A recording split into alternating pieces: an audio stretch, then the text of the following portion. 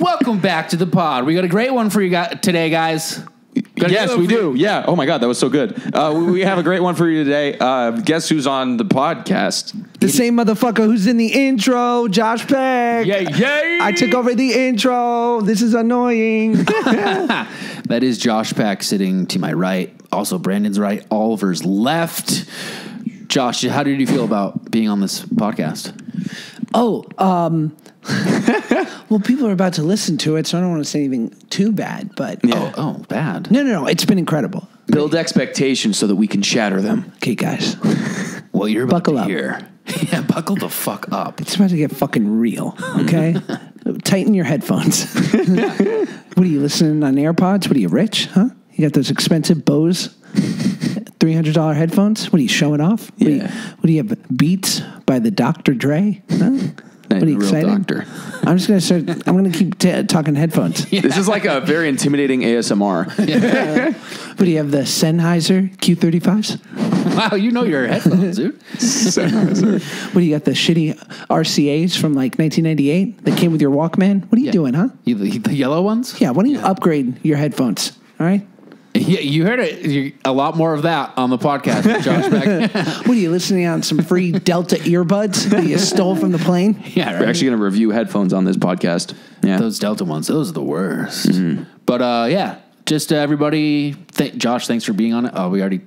the intro. All right, This Josh, is the intro. In case you guys couldn't tell, we did the intro immediately after the podcast. You guys can redo this and I won't talk. No, it's fine. No, I like fine. this more. I like it. I'm just getting a little confused on my own behalf. Okay. But that's it. Follow us on YouTube or subscribe to us on YouTube. We're on Spotify, Google Play, all that shiz. Pod vlogs every week on Patreon. Josh has already filmed part of one. Oh my God. You're on Patreon? Oh, we sure are.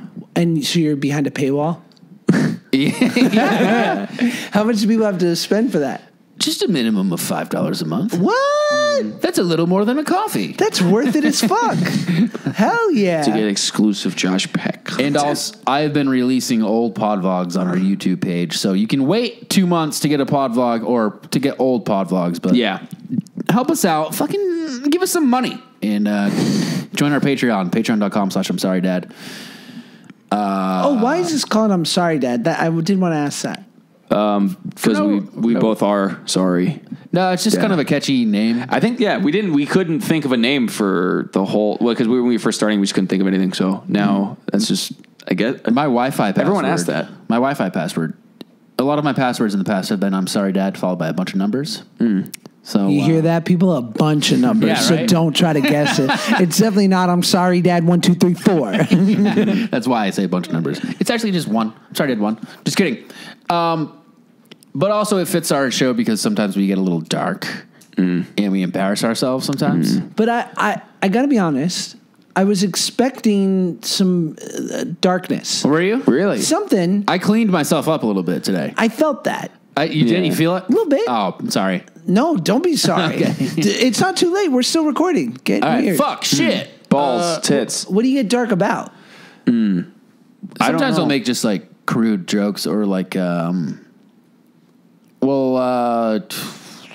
call women broads, but as a joke. Or What like darkness were you thinking of? That's like Dames. James. There was an episode where I cried a lot. There was an episode, the whole podcast I cried About what? about a girl. Yeah. You were heartbroken. Oh yeah. Then it all came out like a geyser. Yeah. Great episode. Oh yeah. It was great. Yeah. Fuck. It was our most listened one. Yeah. And- Because of that. I told Brandon, I was like, do you want to sit on this for a few days before you release this? He's like, no, do it now. But I was afraid. Put it out. Put it out. I'm just waiting to hear it.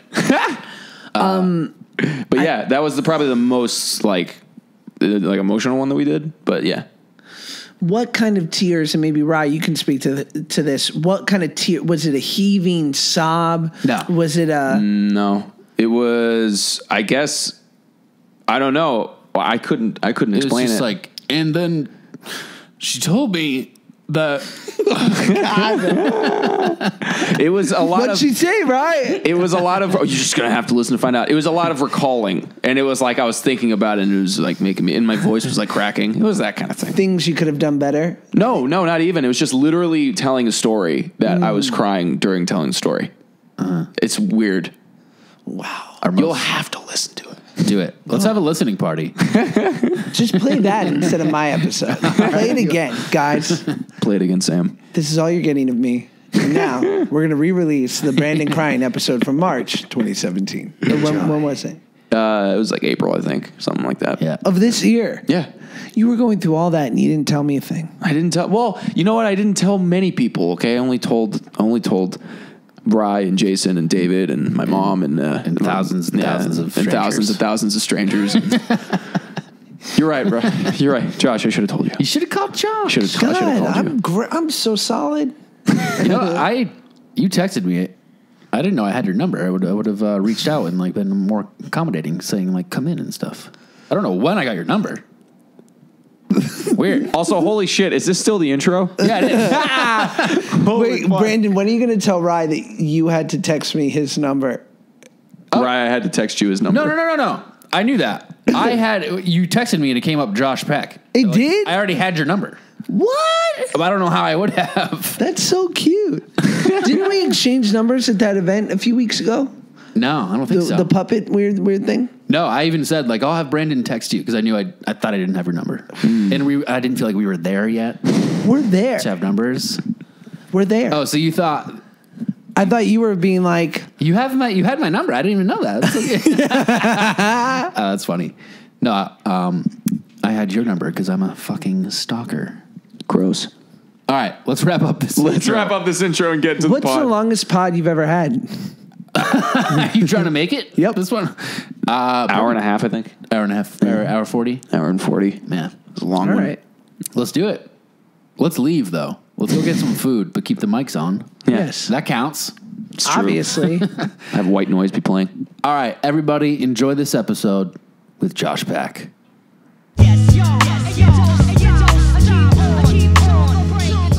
You have a fat head? Welcome to the podcast. I have a fat head, kind of fat face, chubby cheeks, and my head is just bigger than most. I think I've grown into it. Yeah. But as a kid, I had a big ass fucking head. My head was as wide as my shoulders. Wait, and Josh, you say you also think you have a fat head. I have a hefty head. Yeah. Yeah. It's zoftic. Huh. Yeah, Is yeah. the word. Yeah. Yeah, I know that. It's big. Hey. But it's all right. What size hat are you, right? Ooh, good question. I haven't looked in a few years. 7 and 5/8, I'm going to guess. yeah, Sure. that sounds about right. It's 7 and 7 something. There are hat sizes? Oh yeah, Really? I thought it was just always like one size fits all for hats. What? No. You never wore a fitted cap? fitted. No, not at all. You were so Southern California. It was snapbacks for days for Brandon Capio. No, a fitted hat, that was like a real point of pride in New York City.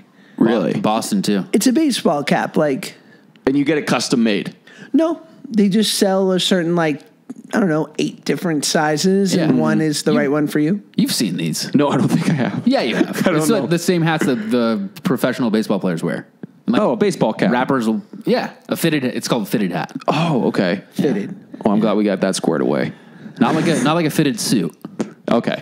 I was at a hat store in New York a month ago, and the guy that worked there was like, I don't fucking ever wear a snapback. Like, it was a point of pride. Like, I only wear fitteds. I'm like, respect. Nice. Good for you, sir. People take so much pride in their hats. Was this a lids?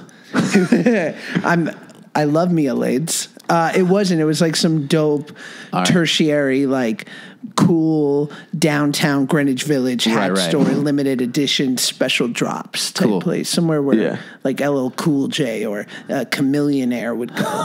Yeah. Chingy. Yeah. The 2 hottest rappers working today. What's Chameleonaire up to? I ask that all the time. I wonder that every Right? morning. Stuck in traffic. Yeah. What did he do? Back that thing up. No, Chameleonaire.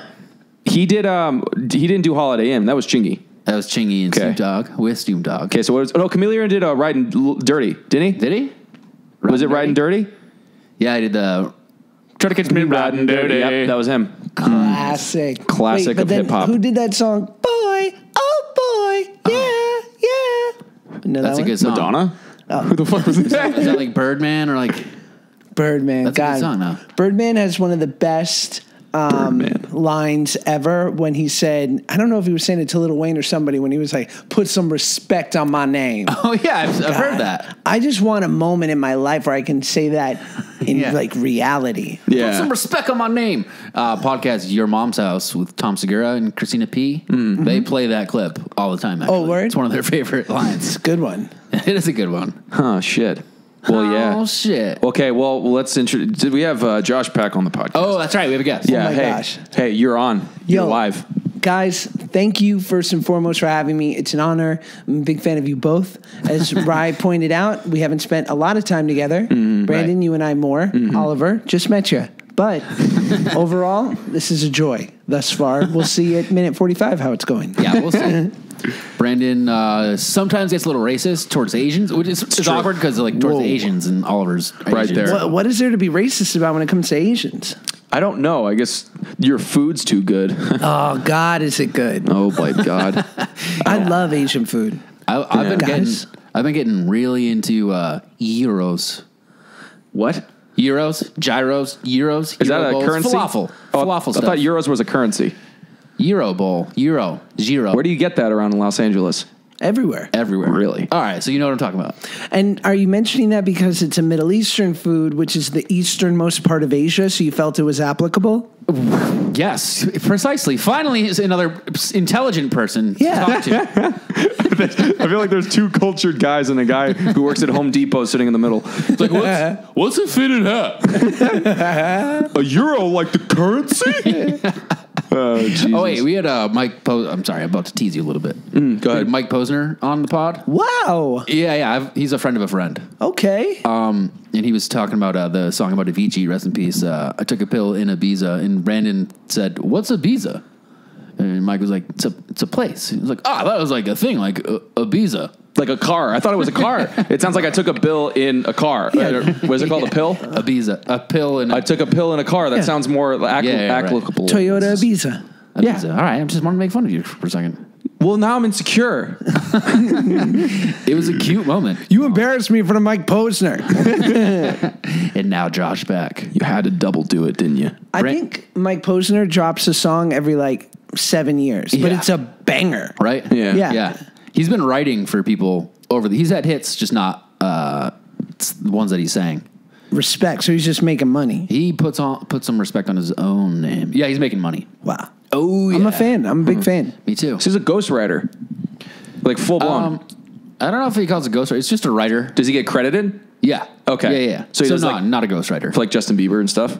Yeah, like people will hire him to write them a hit song. So you're saying that Justin Bieber doesn't write his own songs? I mean, Can we say that on the podcast, or will we all get killed? well, if we say it, we might not ever get him on the podcast, which I expect. That would be incredible. I hung out with Justin Bieber for 4 hours in a Russian bathhouse once. Oh, whoa. Yep. Did you guys have sex? Not that time. Very well known Russian co-ed bathhouse, like spa place. First of all, it's dope, and it's like 4 different saunas of different, levels of heat, and a pool and a hot tub and juices and massages. And Nice. I was in the hottest sauna, of course, because Justin doesn't fuck around. And all of a sudden, I'm like, "That's Justin Bieber," and he's there, and he had said something before about Drake and Josh, like in a tweet or whatever. And I would never do this, but I couldn't help myself. And I was like, and we have some mutual friends too. And I was just like, "Hey man, how you doing? Like, I just wanted to introduce myself. I'm Josh." And he's like, "Oh, what's up, man?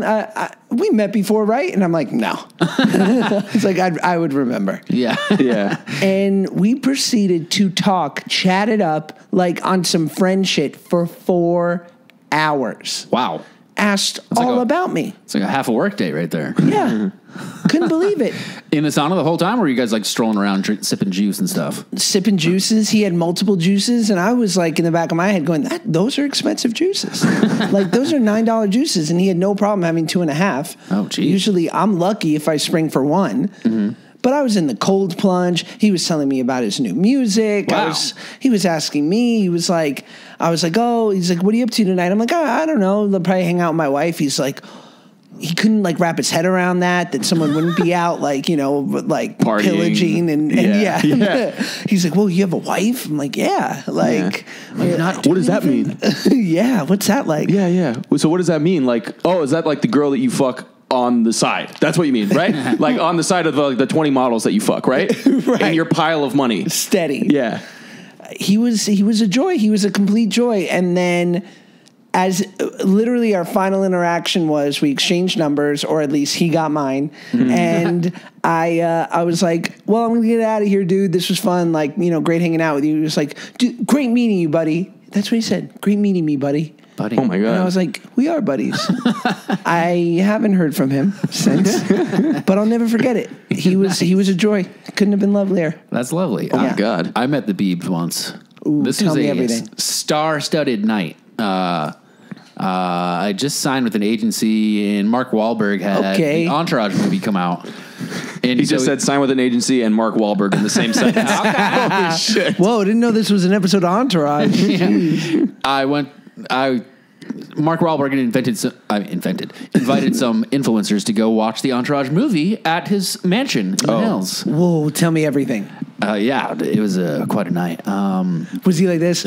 I feel like every impression of him is always like, he's always out of breath. When Yeah, like he just got done running. Right. How are you? Hey, how are you? He was super nice. I met him briefly. Well, first I get there and I see like family photos in the little foyer. I'm like, oh my God, this is Mark Wahlberg's house. I see photos of Mark Wahlberg. Wow. Like, well, this is crazy. And I get in, his maid takes me to his, his slave takes me to his little bar area. And I open the door. It's Rob Gronkowski from the Patriots. Shit. I'm from Boston. So I see him. I was like, and I shake his hand. I was like, nice to meet you. Thank you for the Super Bowl. Gronk. As if he like invented the Super Bowl. Yeah. Now, shaking his hand, did it feel like you were gripping a bag of baguettes? I wish I was in tunnel mode or tunnel vision. I don't remember. Okay. I didn't remember the hands, but after my awkward, thanks for the Super Bowl. Then I chilled out. And I asked, Like a 5-year-old. Yeah. Thanks for the Super Bowl. And then I was like, oh, you're in this movie, right? He's like, yeah, I haven't even seen it. And then I was like, ooh, hopefully you're not cut out of it. And then that made all of his friends laugh. So I got a laugh. I made the room laugh, making fun of Gronk. Huge. So it was like nice, and I was like, all right, I'm buddies with him. This is my best friend. Yeah. And then who else was there? Barack Obama. Julian Edelman, wide receiver from the New England Patriots. Half Jew. Very handsome. Half Jew, full hot. Yeah, 100%. We take credit for anyone we can get. So, like, when there's a Jewish athlete, we're like, quarter Jew, you know? One of the Jenners was there. Yeah. And I met Justin. He ended up being there. And since I was like, I'm at this party, I was invited, so I can talk to people who are here. So I go up to him. I was like, hey, what's up, man? It's like, my name's Ryan. We have mutual friends. I was like, Rudy Mancuso. He was like, oh, yeah, you know Rudy? And then he lost interest in me very quickly. Just started looking over me to someone behind me. I've had that before. It happens a lot out here. Yeah. But then I realized who it was, and it was one of the Jenners. I don't know anything about pop culture. Whoever he was like supposedly dating. Caitlyn? Gotcha. Caitlyn. Right. It was Caitlyn Jenner. Caitlyn Jenner. So I was like, oh, all right, well, she's very hot. Sounds like you were a roadblock to some poon for him. I think you know what so. I mean? So, but like Josh's story, he was like in a sauna, like the most vulnerable, or was it a bathhouse? It's sauna. Yeah, Sauna. It was like the most vulnerable place they could both be in, just like both sweating, both not really dressed, and just having a bro conversation. You were in the middle of Slam Town. You were a roadblock. Yeah, he didn't ask me any questions. Didn't call me buddy. Well, I feel like You called him buddy. Thanks, buddy. Shit. What were you going to say? I feel like the three of us have probably all had a similar experience, which is particular to Hollywood. And I think people would be interested in the idea of when you go to a party and you see someone of notice, of a certain level of celebrity, and maybe you have a couple, because maybe they know you. Like, oh, Brandon Calvillo, how you doing? Josh Peck, what's up? Like, Sure. And you're writing it out for a good 20, 30-second clip, and then all of a sudden you see their focus change. Yeah. And they've decided you are not famous enough to keep talking to. Yeah. And they need to now do a cursory search of the room. Oh, yeah. To find someone who's of a higher star meter level on IMDb. Yeah, dude. Yeah. and it hurts. That happens even with non-celebrities, like in the comedy community, at comedy clubs, just comedians like, what's up, dude? Yeah, how you doing? Mm-hmm. So, hey, I'll be right back. And then they go talk to somebody else. Yeah. Happens a lot. I've done it. Yeah. I was talking to a friend, and then I saw Andy Dick in the background. I was on a show with him. I was like, sorry, I'm gonna go talk to Andy Dick now. Then I was like, that must feel so bad for the person you were talking to that you left him to go talk to Andy Dick. Yeah, right? You know what I mean? You left him to go talk to Andy. That's no knock to Andy Dick, but I'm just saying, like, it was a friend of mine. Oh, it was like Andy. No, one of my friends. So I was kind of like, hey. Oh, it was like you could have done that. Yeah. But that is awesome. Like, sorry, I gotta go. I'm gonna go talk to Goldberg from Mighty Ducks. Have you met one of the Mighty Ducks? Any of them? Yeah, that's in your era. Oh, well, when you were a child. Oh no, you were after that. I was after that, and I love the movies. And I remember I did this movie, this Owen Wilson movie that wasn't very, not a lot of people saw it, called Drill Bit Taylor. Oh, yeah, I saw that. And the director of that, his name's Steve Brill, he created the Mighty Ducks franchise. Oh, hell yeah. And he knew that I was like a sick fan. So like throughout the 3-month process, he would like bring some of the Ducks to set. So like Goldberg had a cameo, and Julie the Cat Gaffney would show up, and I couldn't handle it. And then the director really hated was whenever he'd be giving me notes, I would compare it to like speeches that Coach Bombay, Emilio Estevez's character, would give in Mighty Ducks. She'd be like, can you be more passionate here? I'm like how Coach Bombay told Charlie Conway that he was going to get the triple deke and win the entire game, and he didn't appreciate that, and we haven't talked since. So, as you can all tell, I've done a beautiful job of sabotaging my career at every turn. It's burning bridges left and right. Oh, my God. I'm sort of the king of that. Do you actually do that, like, in real life? Do you, like, talk your way out of, or, like, fuck things up? I don't like that. I feel, do you guys find that is very, I don't know if it's an actor or just a narcissistic trait, when you'll see someone and you'll be like, oh, you're friends with that guy, right? And they'll be like, no, he hates me. Yeah. And like, no, he fucking doesn't. Like, he doesn't hate you. He doesn't even think about you. But you've created this whole story in your head to feel important enough to hate. Yeah. Right. Yeah. Yeah, no one cares about anyone but themselves. Right. All right, we can end the podcast. That's about all we need to get. God bless, guys. Yeah. Yeah, man. I remember I think I've had that same scenario happen with like seeing a celebrity at a party, but I would never leave the conversation. Not because it's mainly because I'm like, what the fuck am I going to talk to whoever's over there about? LL Cool J. What the fuck am I going to talk to him about? Totally. Why the fuck would I talk to LL Cool J? Why the fuck would I talk to Andy Dick? Why would I talk to Justin Bieber? Why? Like, you know what I mean? Right, it's like, just on a social structure level, there's I'm a peasant, they're a king. That's the way it is. Or not even that. They're just, what I mean? You don't know them. They don't know you. Yeah, so, even that. That's what it comes down to. Yeah, it's like you got to organically become friends with people. You can't just be like, Brandon, I love your videos. Can we make a video together? Yeah. Like, what I do to people? Like, hey, I used to sing. Yeah. Trying to give me a feature. I find that just hard to do at parties with other people. Like, if I'm having a conversation and there's just another person, like, and say there's like some guy who looks like a guitarist or something, like interesting, and then how am I supposed to fucking talk to him about? Now, in my defense, I do know Andy Dick. Oh, okay, so I just wanted to say hi. What's that like? I was on a show called Marin with Andy Dick, which is Mark Maron's TV show. No way, on IFC? Yep. Okay. Credits. Credit. My only one. No, I have a few. Whatever. Just one episode. I saw in the script that Andy Dick was in my episode, so I was like, sweet. Yeah. Then I got picked up by the shuttle, whatever, the van right outside. And Andy was in the van, and I was like, you know my friend Jason Nash? She was like, oh, I love Jason. And I was like, yeah, he lives in the building with me. Then Andy was like, oh, great. Do you know if there's any openings in that building? Because I would love to just live near friends, you know? Me, you, Jason. I just met the guy. Yeah. But he was already like, me. I want to live with you. Oh, pretty much live with me. Yeah. But I had heard that he's very open, where he just lets people into his life so much. That's why it gets used so much. Right. Like people like crashing at his house or using his money and stuff. But he's very talented. Oh my God, he's hilarious. Yeah. Super talented. Super nice too. Extremely Andy. nice. How's he doing these days? Anybody? Oliver, have you talked to him? Do you talk to Andy Dick? The rest of the podcast, we talk about Andy Dick and his well-being. He is fucking hilarious. I've never seen him even do stand-up ever. I always know of Andy Dick as just the guy that's like the zany guy in all the movies. Like, that's always what he is. Great character actor. Yeah. Character actor. So, Josh, let's get into the meat and potatoes here. Yeah. Yes, my favorite dish. You are pregnant. Yes. You are pregnant. I'm pregnant. I'm with child. You are? Yes. Holy fuck. I know. It feels weird. Yeah. It's more terrifying that it's going to come out of my penis. Yeah. My wife. Biggest kidney stone in history. Oh, God. Jesus. I've never had a kidney stone. But I was thinking about that the other day. Fucking horrifying. Yes. Yeah. That's why they call them kidney stones, because they're kids. And that joke. Josh, why don't you go ahead and move on? Slapper. Yes. This is why Justin Bieber didn't want to talk to you. Oh man, yeah. My friend recently had hemorrhoids. Shout out my friend, you know who you are.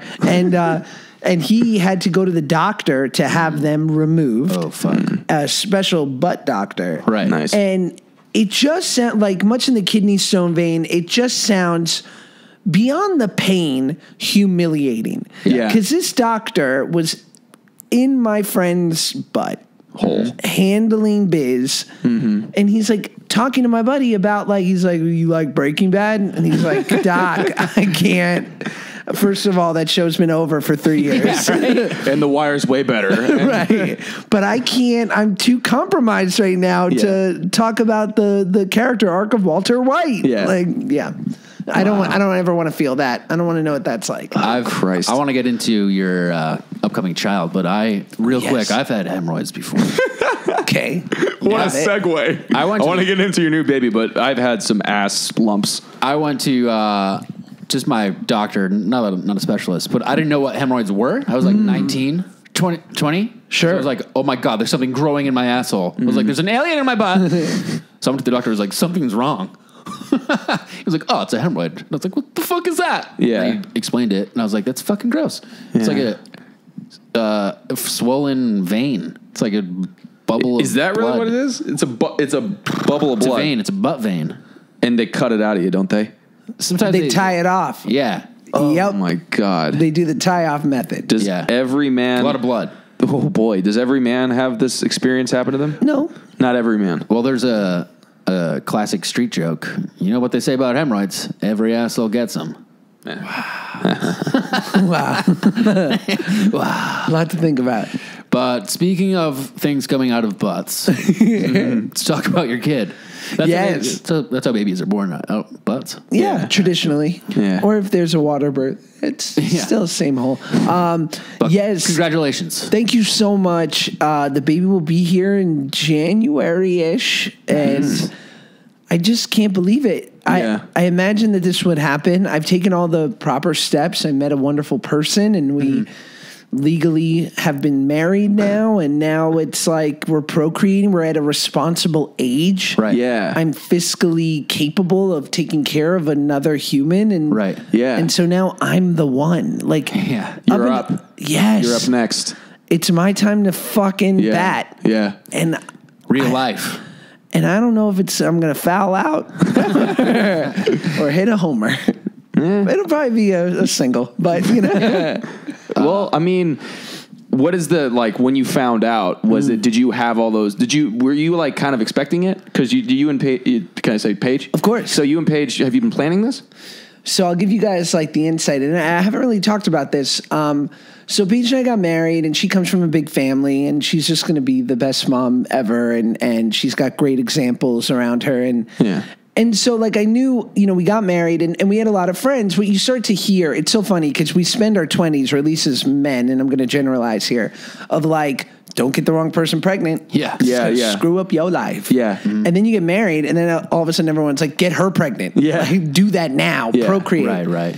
So anyway, we had friends who it took a long time to get pregnant, and they were trying over months, sometimes years. So Paige kind of said, hey, we might as well maybe, not try, but not be super careful anymore because, we're going to want to have a kid over the next year or so. And a month later, Really, a month? Yeah. Yeah. It only took a month. Yeah.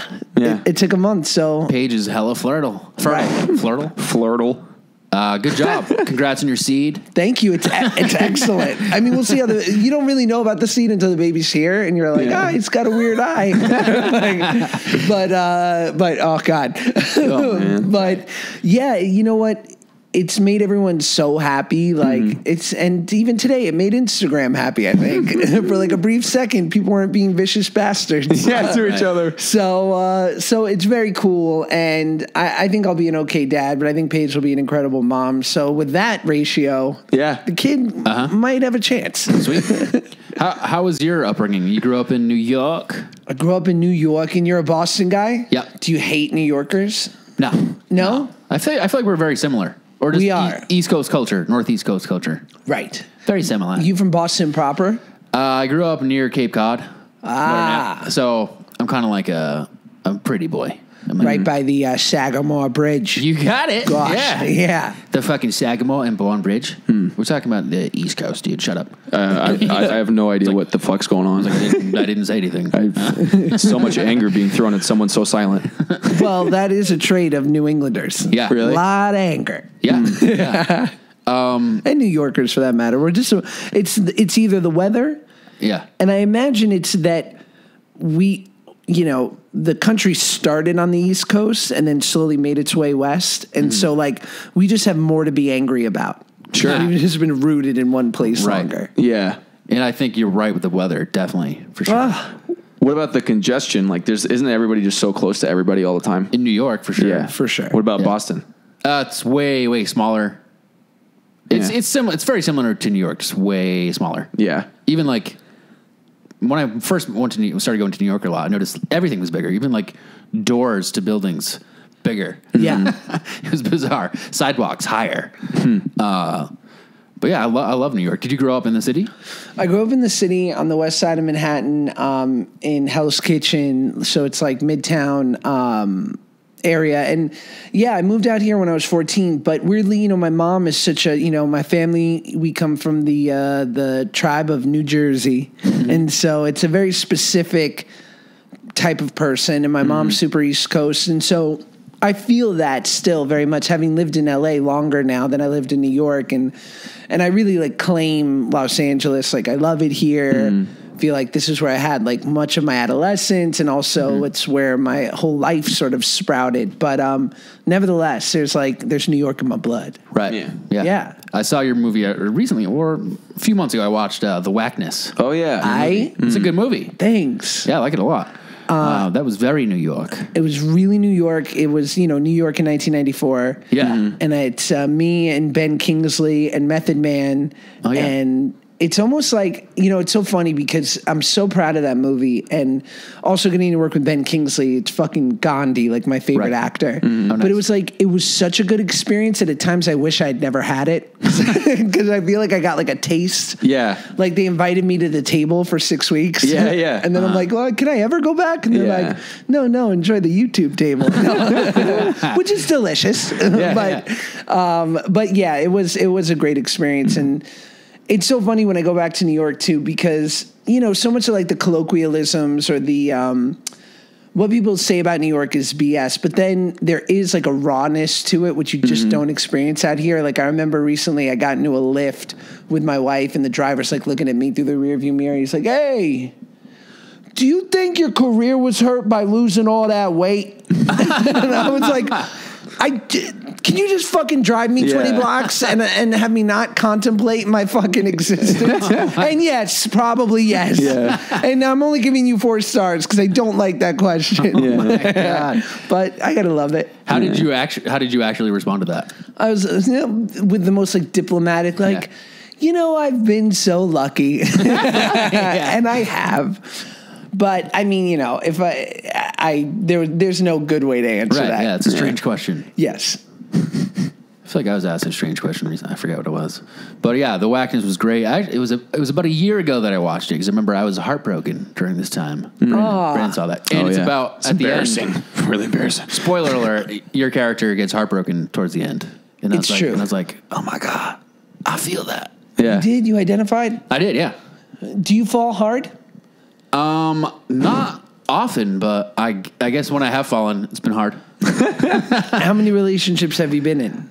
I've been in one long one for 10 years. No. Yeah. Was that from like high school? That was from college. It was 21 to 31. Moved out to LA with her. Fuck. Yeah.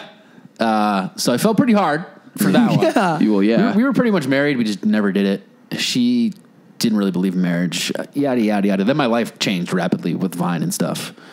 And wow. She didn't like entertainment, shit like that. And we were just drifting apart.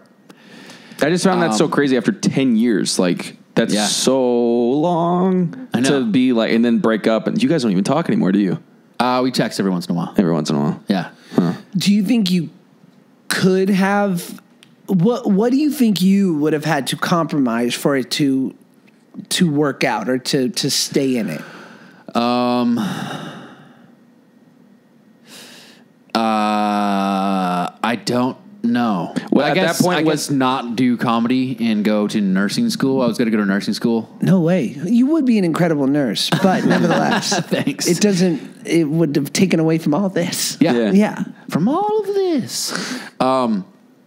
Yeah, I think that was what did it. I got success on Vine, and then like my life changed in good ways, but it was way different from where I was headed. I was going to give up. I was going to do stand up, but like also go to nursing school, and then probably fail out of stand up because that would have to be like the schedule. Yeah. So I think she was counting on me failing at stand up. Counting on you failing at your dreams. Yeah. Yeah.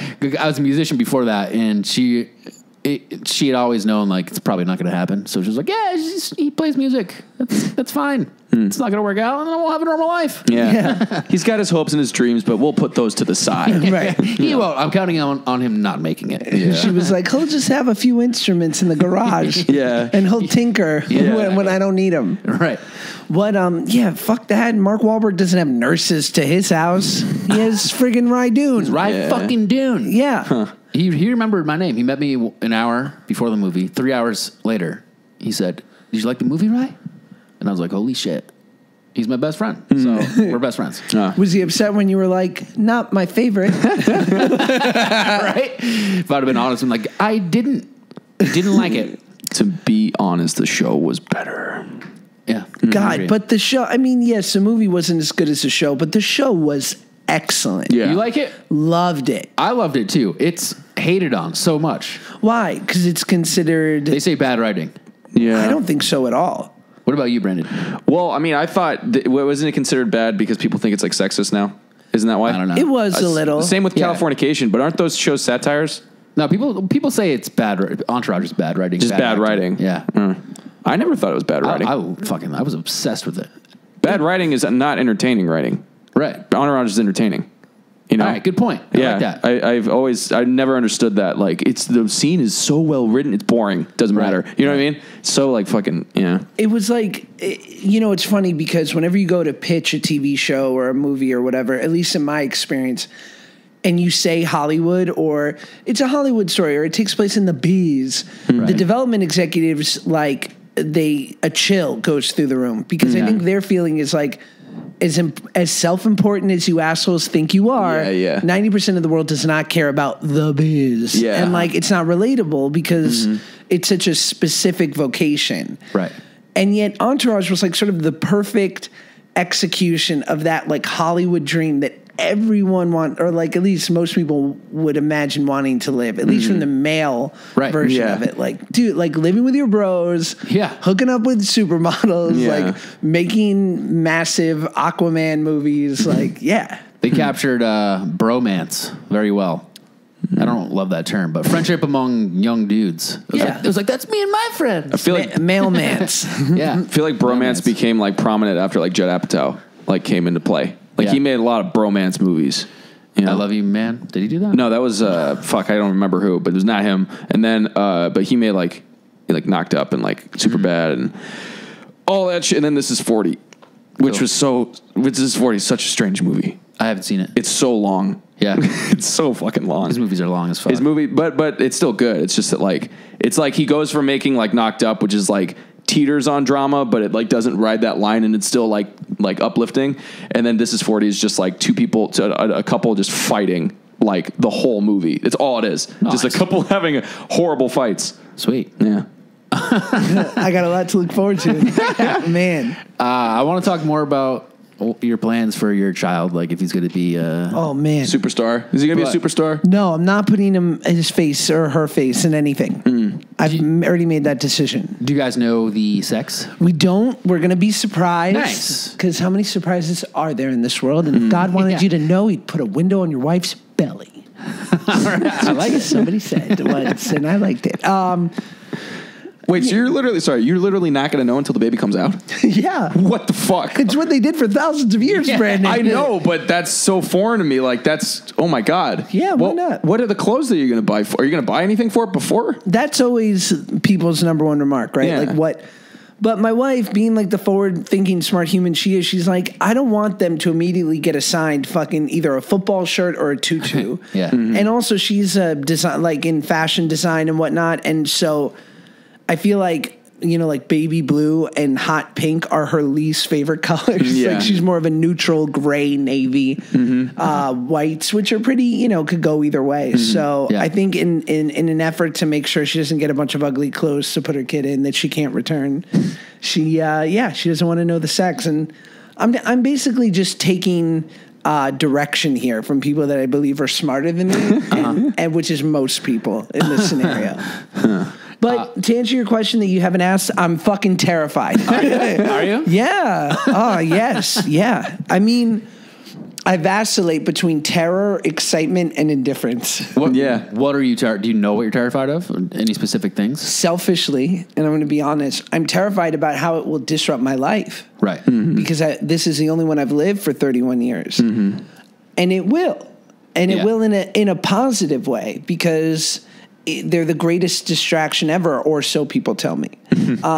Listen, I'm so excited that it'll, you know, not only make everyone around us so happy, family and friends and my wife, but also like I need a reprieve from me. I've spent so much fucking time thinking about me my entire life. Yeah. That the idea of trying to like give to someone who actually needs attention and needs your sort of your undivided care and guidance. Yeah. Yeah. So, because right now that's all just been you. Yeah. Yeah, I've had to take all my own self-care, and look where that got me. On your podcast. You made it, dude. I'm honored. I'm having a fabulous Let me time. ask you this: do you think your career would have gone better if you didn't? No, I don't think I would have been. I definitely wouldn't have been happier. And I don't know what version of my career. I don't know. It's hard when you're heavy set. I mean, some people now have, you know, made an incredible name for themselves. But when I was younger, it was very much you were either sort of, you know, put into the bully category or like the best friend. But there wasn't a lot of nuance to the bigger guy type, you know, the chubby friend. Yeah. Well, Judd Apatow helped bring that out. Yeah. Jonah Hill crushed Jonah that Hill? shit. Yeah. And now he's like ripped and fucking yoked. right. But is he happy? Probably not. Right? We'll get him on the pod. We'll ask. Yeah, you should. So, with your, how's your relationship with your dad? I don't know him. Oh, you don't know him? You don't know Okay. him at all? Never met my dad, and now he's deceased. Or, yeah, I'm pretty sure. But you're not even sure. He is, because I read an obituary. But, like, shit. you know, Okay. I didn't have anyone actually confirm it. But, yeah, he passed away when I was like 26, and I never met him my entire life. What about okay, so like who did you get guidance from when you were a kid? I mean, my mom was good at playing both sides. Like, Yeah. you know, she was incredibly fabulous, but also tough, because she kind of had to be good cop, bad cop. And then, you know, I have a big brother from the Jewish Big Brothers Foundation since I was 7 years old. What's the Jewish Big Brothers Foundation? Do you know what Big Brother? You know, like I know role the models? show. I know the show Big Brother, but I don't know. It's like that. Okay. You go live in a house where you're filmed. Did you watch like Role Models with Paul Rudd? Oh yeah. Oh, so it's like that then. Kind of, yeah. program. Gotcha. Okay. So how old was the guy? He was 24 or 25, and I was 8. And so like they're vetted by this organization to make sure they're not total creeps and just want to hang out with kids. Yeah. Right. And it's for kids that either don't have either or a parent, and then they're sort of matched with the right person or who they think would be a good match. And and you wind up spending 2 Sundays a month with them. And my big brother's name was Dan, so he would take me to Yankee games or bowling or, whatever. And a lot of times these relationships sort of expire after a while, like it lasts for a few years and you lose touch. But we've stayed close for 24 years. He was the best man at my wedding. Oh, nice. And he's just the greatest. So he's been a really good example for me. Well, that's great. Yeah, shout out Dan. Thanks for taking me, this chubby 8-year-old Jew, under your wing. For real. That probably had a big impact on your life. And like huge. Yeah. I remember like I was being cause he's from New England and he's kind of like, he can be a tough sort of guy. And I remember like at 15 years old, like we got into a disagreement about something because I was just being like petulant and young and he wasn't having it. And I was like, well, you know what? Maybe I don't want you to be my brother anymore. And he was like, no problem. And we didn't talk for like a year. I remember. Really? Yeah, and he just was like, listen, if you're going to be like a little jerk, he never said this, but he was like, go for it, dude. Like, yeah, calling your bluff almost. Yeah, like I'm donating my time to we don't. Yeah. And after a year, I like called him and just acted like nothing had changed. And he was like, okay, I guess we're back on. Yeah. That's cool. Yeah. So do you think that, because since you didn't really know your dad and it was Joseph was his name, the guy? Dan. Oh, Dan. Dan's his name. Okay, so Close. I don't know why I said Joseph. Why did I say Joseph? But do you think that, because I mean, like, I'm not sure because I've never even had the idea of a child pop in my head, but I would imagine that you always try to make your kid's life better for them than your life. Like be a better parent than your parents were to you, sort of? Sure. Yeah, give them a better life than you would have gotten. Sure. Yeah. So, like, I mean, obviously, I feel like you're going to do that. You know what I mean? But, like, is that where the fear comes from? Is that where because you said there's terror. Yeah. And I know the indifference. I know what the indifference is. Isn't that just like this is what happens. It's fine, yeah. This is what happens as you get older. Like, you have a kid, but then there's also like oh, fuck, you have a kid. Right. I'm having a kid. So, like, the terror, is that where the terror comes from? I think the terror comes from literally like with every other kid that I've ever hung out with, and I love kids, but like after an hour and a half, I'm like, oh, it's exhausting. Yeah, and like totally. And you just hand them off, and there's nothing like if you're hanging out with your friends, baby, your friend can never look at you and be like, dude, what the fuck? Like, yeah, you can't just hand them off. They have to be like, yes, I have to accept this because I am the father of this cub. Yeah. Now I'm the father of the cub. Yeah. So like, there's no handing it off. It's just like. So I think there's like that of just like, you think about it's like it's a marathon and you're going to be there and you have to, and being able to believe that in the 25th hour when things aren't ideal and everyone's exhausted, like that I'm going to be able to show up and say the right things and do the right things and not do irreparable damage because I'm like looking at Instagram while they're, choking on a Cheerio or something. Yeah.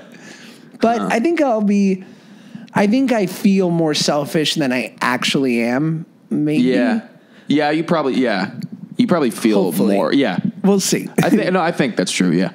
But then there's like this also weird paradox, and I've talked about this with certain people who've had a similar upbringing to me, where I had a good childhood, but it was challenging at times. I didn't know my pops, and there was like a lot of financial insecurity at times, and my mom is and was awesome, but there was only so much she could protect me from at times. And so now, like, I think about like, wow, like my wife is awesome and her family is so great. And like, I'm crushing it on YouTube ads. So I'm financially stable. I'm kidding. But like, this kid is going to have hopefully less to worry about than I did.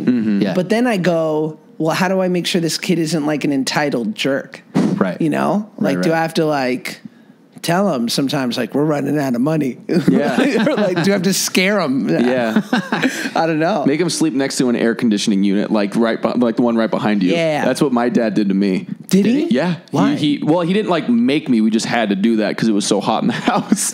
But he didn't have to tell us we're financially unstable. We were shown it by our environment where we were living and the food we got. Like we just got we lived it.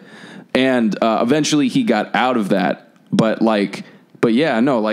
because of that, I'm so I'm comfortable not living this like lavish life Sure. And but that creates financial stability because when you live a lavish life, that fucking your money just goes away. Right. Yeah. So now that like taught me, and it's made me more like financially stable because of it. And I think, but you're saying in your case, it's like you don't want to like spoil your kid.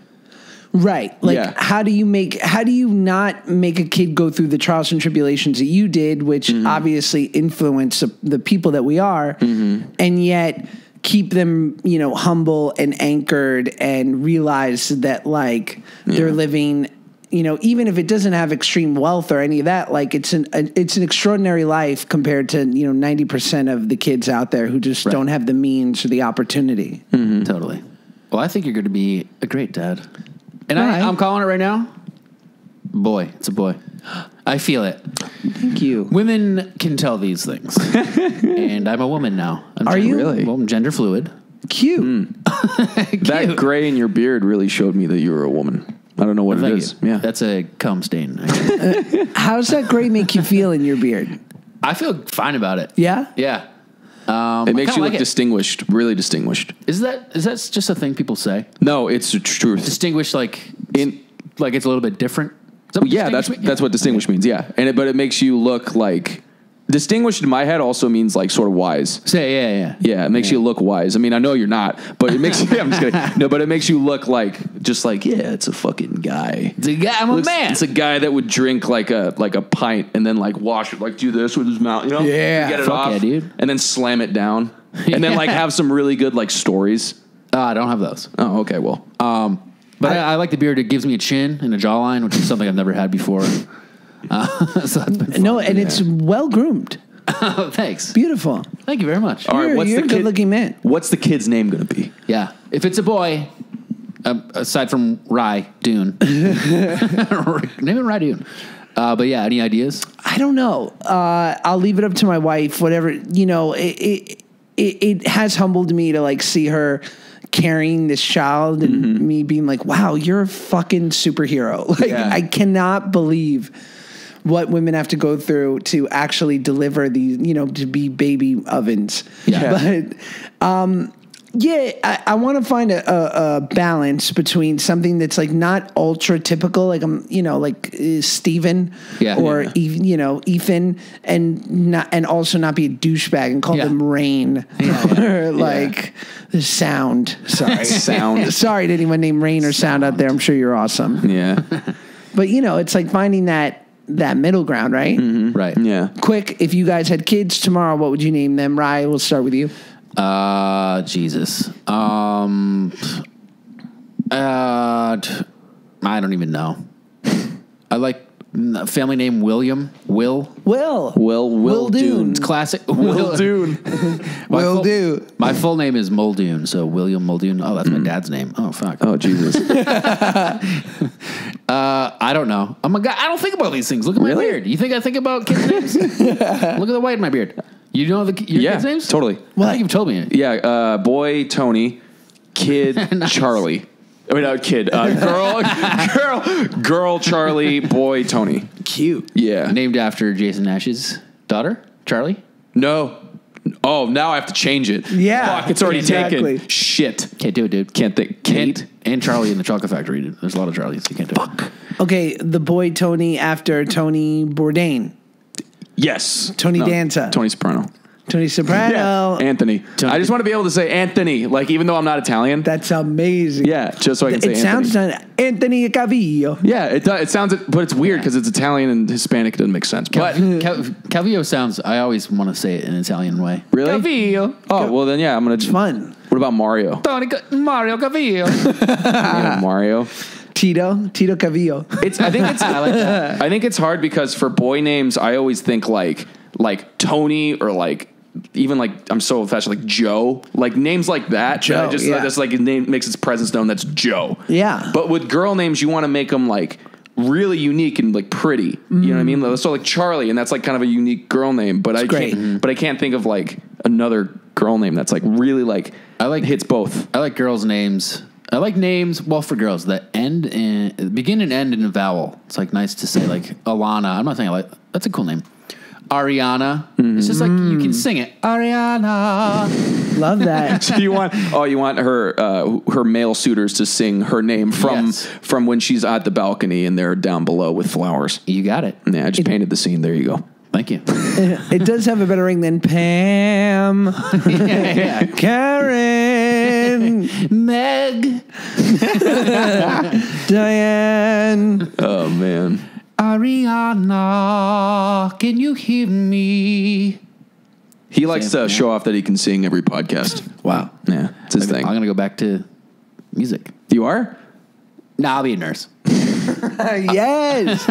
Nurses are dope. They are, especially, Male part of my nurses. reasoning was male nurses, they're more rare, so I would have gotten paid more than women, which I think men should be doing anyways. Just kidding.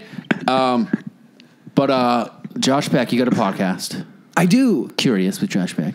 Yeah, I do. Thanks. So everyone listening, tune into that. I'm sure they already do. Actually, Yeah. probably Maybe- share maybe they do, similar maybe they audience. And you like doing it? You were telling me earlier. I really love it. I'm just a big fan of podcasts in general. Right. We were trading podcast stations that we listen to, programs.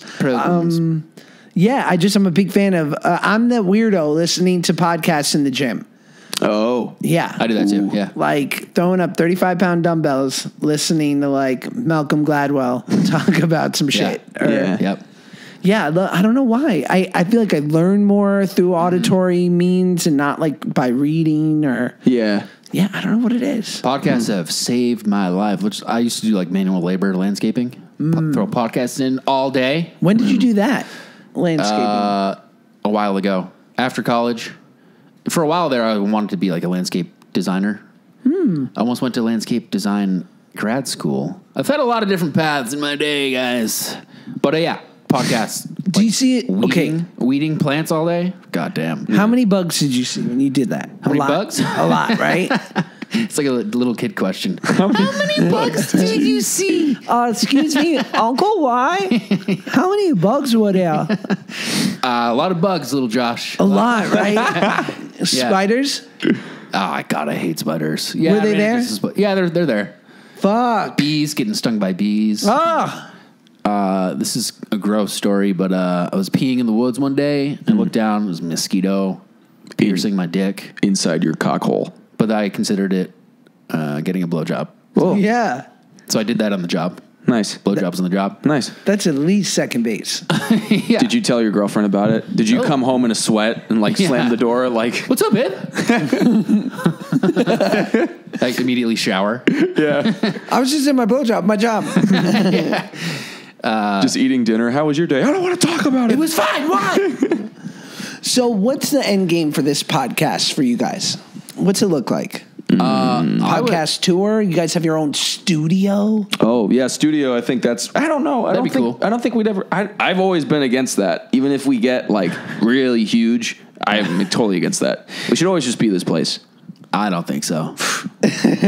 Well, the future is I'm going to leave the podcast. No, I'm not. No, the future is I don't know. If we get huge, people will find out where I live. And I'm not saying bother me because they're like, I love you. I'm afraid of getting robbed. I never think like, fans are going to find out where I live because I'm famous. Yeah. They're going to find out and like know that I have a camera and steal it. They're going to steal the Nordic track that you have near your door, whatever that is. Yeah, it's a Just tread. to paint it for the people, there's a treadmill. Yeah. It kind of looks like an anti-break-in device, like an obstacle. Yeah. Like something you put in front of the door in a zombie invasion. Yeah. Right. It slaps down and crushes invaders. They're right behind me. Now, I bought that for Vine videos when Vine came out with 2-minute videos. That lasted a good 2 months. Anyways, investment. That was your chief Vine prop? That was my what? That was your chief Vine prop? You were like... When Vine came out with 2-minute videos, I bought a fucking treadmill. Vine was gone. Because you wanted to look good for the camera. Is that why? No, I was doing a walk and talk TV show. Oh, now I remember. I don't love this question, but I am interested to hear from you guys. Were you upset when Vine finished? Or did you see it coming? I mean, I saw it coming, but I didn't think it would be like, it's being shut down. I thought it'd just be unpopular. But I was upset. Yeah. It was like kind of like every emotion. I was like angry, Yeah, it's kind of the same. Yeah. sad. It's just like knowing, like it's like knowing somebody's like terminally ill, and you're like, I'm prepared for it because I know, like, but then when it happens, you're like, oh fuck, it's really happening, right? Yeah. And it was kind of the same. Just like, I think I was sad when it ended, and then I don't know. I just kind of looked at the community, present company excluded, but I looked at like the community at large, like really what made Vine, and I was like, I don't think this was ever like wholesome. You know what I mean? Like, I always kind of saw it as kind of toxic, like, because there was always these big guys that were making Vines, and then there were like people with huge followings, and they would help each other out, and then there would be these smaller guys that would hate the big guys, and they would just trash everybody, but then the big guys hated the smaller guys because they were talking shit, and it's like... And the small guys became the big guys. Yeah, and then they became like just as bad, and then it's just like it was a really kind of toxic. I enjoyed the actual like making them. That was what I enjoyed the most, was making them, but and like, you know, the act of having an audience see them, but not like the overall community. Other than the people that I vined with, I just was like, I don't know if this is good. I don't know if it's healthy. It doesn't seem healthy. It seems very bitter. It feels like almost like the comedy scene in a way, maybe like earlier, because nowadays it seems like the comedy scene's like, oh, we're all just going to try and help this new comedy boom that's going on. But didn't you used to tell me it's like back in the day, the comics would be like, yeah, it has to be all about me, and I have to get on like Kimmel, and I have to get on like this and that, and like more selfish. I wasn't around during those times, but yeah. No, social media is way more toxic than stand-up, I think. Okay. Well, yeah, no, but that's what I felt. So when it died, I was like... A big reason for that is stand-up is just you. You can't latch on to somebody like, hey, bring me up on stage with you. Sure, yeah. Since social media is like, hey, let's make a video together. Yeah. Tag me. Yeah. Right. And that was the thing. Like, I usually did that with people that I liked and everything, but it was just like the other... I don't know. I just sensed this... It was like an awkward family dinner. Like, especially at the parties, dude. Did you ever go to the parties? Yes. They're so fucking awkward. At least to me. I don't know. Well, it was like people that were just ill-equipped. It just felt like social anxiety. Yeah. Like that everyone was ill-equipped in which to sort of manage each other. But if you think about it, for most people that came out of Vine, it was like... They had never been, like, a lot of people didn't even live in L.A. or New York. Like, these were people that came from, like, middle America. A lot of them were, like, graduating high school. And all of a sudden, they were thrust into this scene. And for better or for worse, the one good thing, and you guys know that's sort of, like, that I've experienced with the traditional sort of TV and movies is, like, it beat the shit out of me. Like, as far as, like, there's so many ups and downs. There's so many moments where you're, like, questioning your life. Traditional? Yeah. Okay. Like, why did I do this? And why am I at the mercy of a casting director? Or because I don't have the right look or the right thing. Yeah. And so it forced me to get humble really early on, because otherwise you'd never make it. Yeah. And then for someone that had a meteoric rise, who didn't even have to go through the traditional ranks, like literally made funny videos in their room in, you know, Milwaukee or wherever they're from, and now all of a sudden they're like paid, they're, you know, getting a certain level of celebrity, whatever version. Like, while I didn't love it, I couldn't blame them for being a little hot on themselves. Oh, no, like, sure. Yeah. You know what I mean? No, totally. Like, no, I understood it bred a lot of, like, weird character defects in people. Yeah, definitely. Yeah. And it's unfortunate because, like, that... Yeah, what you just said, that upbringing isn't healthy at all, though. You know? No. It's not healthy either way. It's not healthy to get it all just kind of, like, handed to you so quickly at such a young age, but it's also not healthy to be at the mercy of somebody else in order to get it. You know what I mean? It was funny when I had Harley from Epic Mealtime or Epic Mealtime. Yeah, Epic Mealtime. And he's the greatest, and he's so smart. And he sort of used this analogy or sort of compared this. He's like you, Josh, went through media training, which we literally did growing up as kids, where if you worked for a big network like Nickelodeon or whatever, they would have publicists sit you down and teach you how to act and to not say anything terribly incendiary when you're on a TV show, and how to just kind of, like, whenever you see any celebrity who's like a real politician, like how to not offend. Right. And then he was sort of saying, like, he was using Logan Paul as an example of, like, he's like, if you want to see great media training in action, like, look at his video after sort of everything went down. He's like, and Harley was saying, he's like, I called it. And Harley said, I knew that there would be a haircut.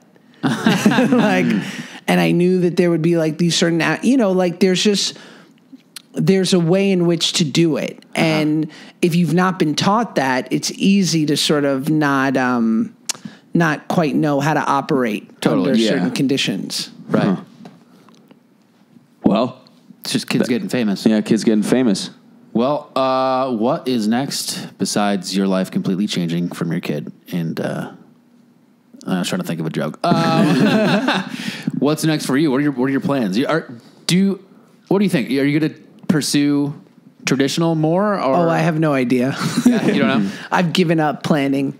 Gotcha. Yeah. Cool. At this point, you know what I mean? Like I've been incredibly lucky, and I love getting to like go and show up at Jason's house and knowing that like Brandon and hopefully a little more of you, Rye, is going to be there. And invite me, Brandon. Oh shit!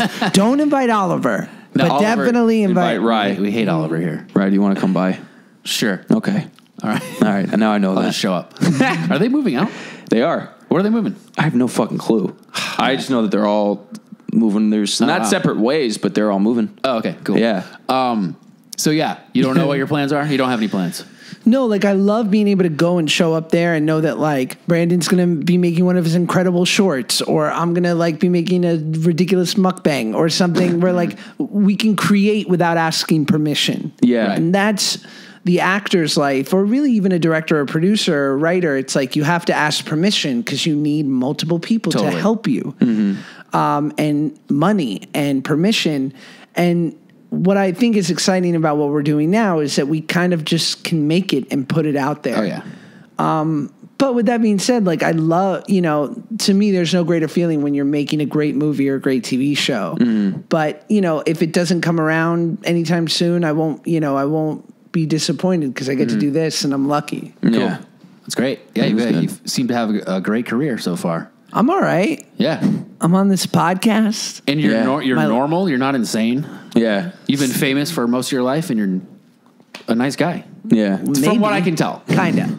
We don't know each other that well. That's right. Let me reveal my true colors. 3 more hours in the pod. I'm not amazing. Well, I think you're amazing. I think you're amazing, right? Thank you. I think you guys are both all right. Thank you, Jamie. I just want to be the guy that, calms everyone down. Shut the fuck up. Right. Sorry. All right. Well, where can people find you? At Josh Peck everywhere? No. Is it not? I don't know what it is. Ed Shua Peck on Instagram. Oh, that's right. Just listen to the Curious podcast. It's really all I care about. Yeah. And I'll shout that out on the intro, too. Make sure everyone goes over there. There's an intro. Can I be on that, too? Let's just start it now. And 3, Want 2, to? Start the intro. Yeah. Ready? Take note of what time it is. Wait. Before we do the intro, goodbye, Josh Peck. Oh, bye. All right. Intro.